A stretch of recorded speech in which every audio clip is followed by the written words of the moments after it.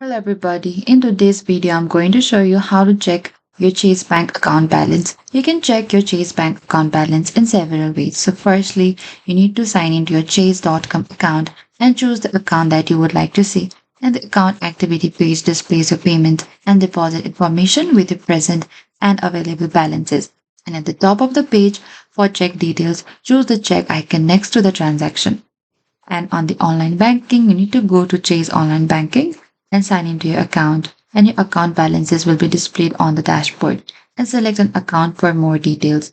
And at the Chase ATM, insert or tap your Chase debit card, enter your PIN, select balance inquiry, and your available balance will be shown on the screen. And you can print a receipt if you wish. And that is it. Thank you for watching this video. I hope this video was helpful. If you have any queries or confusion, please comment down below and we will reach out to you very soon.